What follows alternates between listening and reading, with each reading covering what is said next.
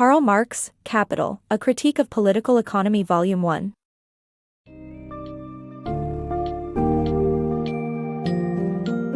Prepare to embark on a journey through the foundational principles of capitalist economy as envisioned by Karl Marx in Capital, A Critique of Political Economy Volume 1. This summary unravels the intricate relationship between commodities, labor, and capital. Here, you'll discover how simple objects morph into powerful symbols of human labor and social relations in a market-driven world. Delve into the dual nature of labor and value, where every item bears the imprint of societal labor and becomes a cog in the capitalist circuit. You'll also explore the complex dynamics of capital movement through various economic phases, scrutinizing the roles of fixed and circulating capital. As we navigate the realms of exchange value, surplus, and alienation, the summary aims to demystify these complex ideas with clarity, providing a profound lens through which to view our economic and social landscapes.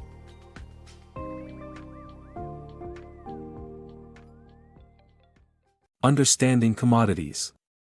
Commodities are objects that fulfill human needs, encompassing everything from food and clothing to homes and gadgets. It's their usefulness that bestows upon them what Marx refers to as use value, a fundamental aspect that underpins the wealth of any society. Within a capitalist framework, commodities also embody exchange value, transcending mere utility.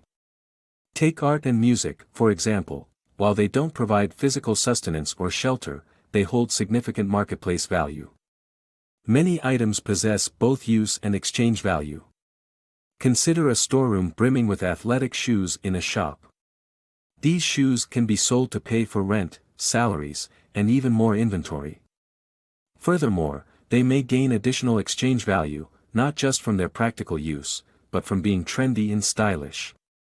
This dual value characteristic is shared among all commodities, whether shoes, cars, hairspray, or corn. At their essence, all commodities are born from human labor, serving as crystallizations of social labor. Labor forms the bedrock of both the use value and exchange value of commodities. Useful labor, the kind that generates the tangible utility of a product, includes tasks like tailoring a coat or weaving linen. Yet, not all labor is created equal. Producing different commodities demands diverse skills. A tailor and a weaver, for instance, possess specialized skills that aren't easily interchangeable, and this differentiation shapes the social division of labor necessary for any community to function and produce commodities. This division doesn't necessarily imply that commodities are crafted by individuals alone. Many systems, such as Indian communities or factory settings, involve a sharing of tasks. Consequently, labor isn't always directly interchangeable as a commodity itself. The intrinsic value of any commodity, whether a coat or linen, mirrors the human labor embedded within it. This broad view abstracts away from the specific labor type to facilitate comparison and exchange in the marketplace. Despite the varied skills involved, both tailoring and weaving boil down to expressions of human labor. Interestingly, the magnitude of a commodity's value hinges on the amount of labor it embodies. A coat, for instance, holds twice the value of the linen within if it embodies double the amount of labor. Yet, this distinction doesn't alter the use value, as the coat continues to fulfill its primary function of providing warmth. This intricate balance between use value and exchange value illustrates the complex system governing commodities and their role in society. The hidden value code. Imagine a plain wooden table. On the surface, it's just a piece of furniture, a practical surface for your coffee mug, laptop, or flourishing houseplant. However, this seemingly straightforward object is a key player in a deeper social drama. It's not merely wood in the shape of a table, it transforms into a commodity once it enters the marketplace. At this point, it gains a new identity, standing alongside other commodities with equal status, regardless of what those commodities are. This transformation is rooted in the labor invested into creating the table. All human efforts, from the initial cutting of trees to the intricate design of the table, are perceived as equal when producing commodities. The value of these products is not tied to their physical attributes or their immediate practical use but rather to the human labor they embody. This perspective highlights the social fabric of labor, translating time into the universal measure of value. This abstract notion materializes only when we produce goods with the intention of exchanging them. Herein lies the dual nature of labor: it must be both useful to society and equitable among different forms of work. This complex dance allows us to meet our own needs only when we agree, as a society, that all forms of labor possess equal worth. When we exchange goods, we're not merely swapping physical items but also translating different kinds of labor into a universal language of value. This symbolic exchange acts like social hieroglyphics, where each product represents the labor behind it. This understanding signifies a breakthrough in grasping how our social world operates. Despite this awareness, we continue to perceive the value as an inherent trait of the physical product, much like experiencing air without acknowledging its gaseous components. Thus, a wooden table transcends its simple utility. It becomes a tangible symbol of human effort, an embodiment of social connections, intertwined in the enigmatic realm of commodities. Each product silently narrates the story of the labor it represents, encoding the invisible bonds of human collaboration into the tangible world we interact with daily. In this way, commodities become the linguistic tools through which the narrative of human endeavor and social agreement is penned. The capital circuit. In the capitalist framework, capital isn't merely a tangible asset, it's an ever-moving force that circulates through the economic process. Imagine capital as a dynamic loop that flows through three phases: money, production, and commodities. Capitalists begin with money, which they invest in resources and labor to create a product during the productive phase. Once the product is ready, it's sold for money, completing one cycle and starting the next. Capital manifests in two primary forms: circulating and fixed. Circulating capital includes elements like raw materials and labor, fully consumed during production and directly imparting their value to the final product.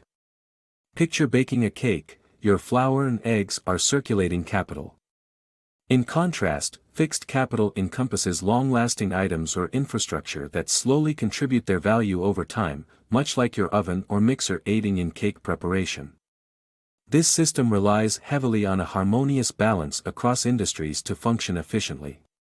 Just as a toy factory depends on the plastic and paper industries for materials, all sectors require inputs from others.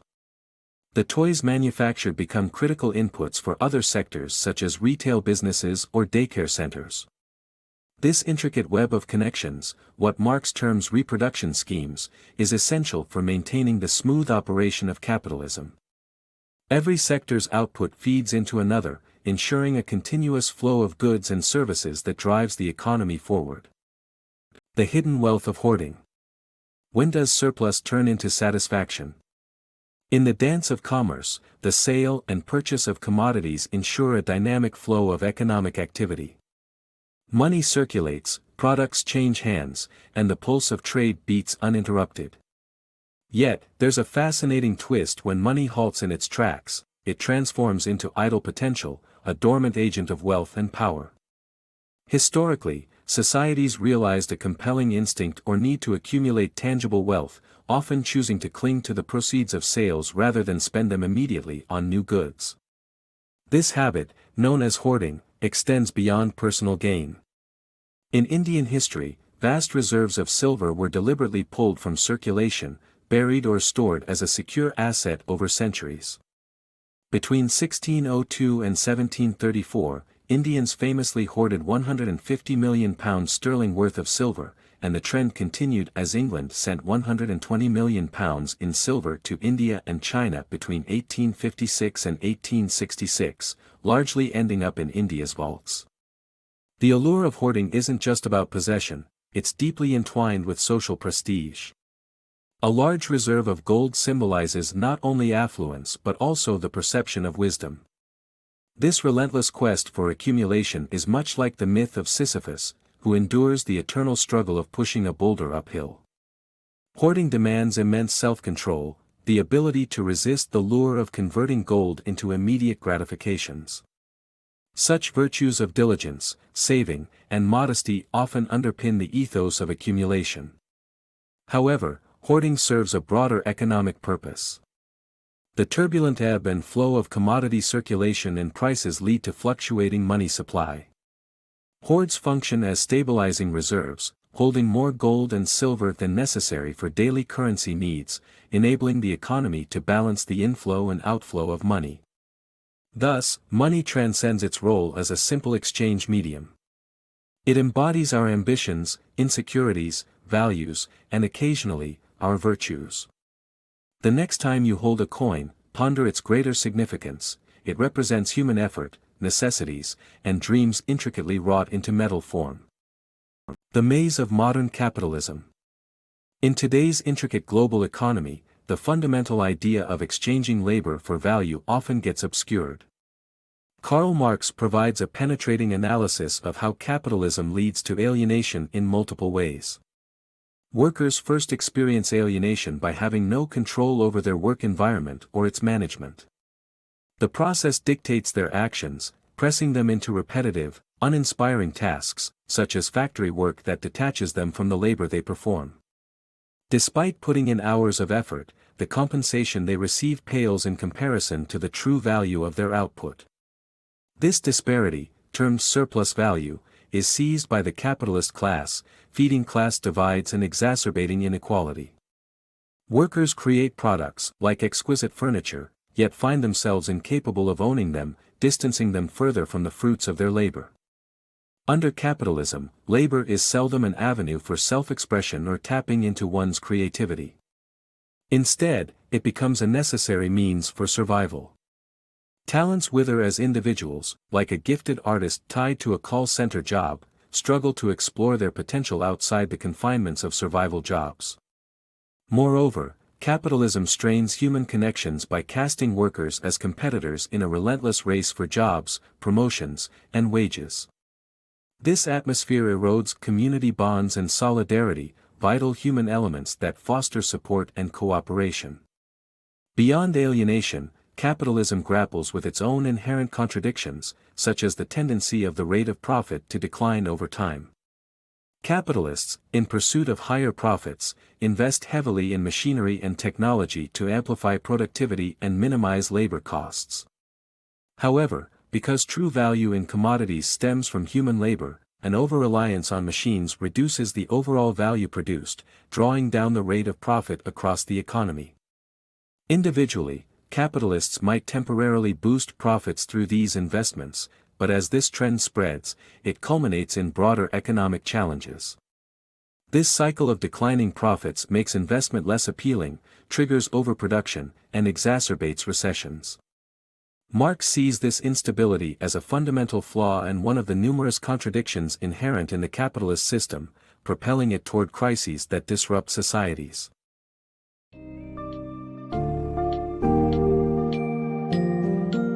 In wrapping up the exploration of Marx's seminal work, we gain a nuanced understanding of how labor and commodities are interwoven into the fabric of society. The summary has dissected the essence of use value versus exchange value, revealing how commodities mirror the collective labor embedded in them. It also highlights the movement of capital through economic cycles and the constant accumulation defining capitalism's heartbeat. Furthermore, the reflection on alienation dramatizes the disconnect between workers and their creations, pinpointing the inherent inequalities entrenched within capitalist structures. These insights underscore Marx's critique of capitalism, emphasizing not just economic mechanisms, but the human condition within it. Through this summary, readers can appreciate the enduring relevance of Marx's analysis, providing a critical framework to examine modern economic and social systems. The understanding gleaned from this journey is indispensable for decoding the ever-evolving complexities of our capital-driven world.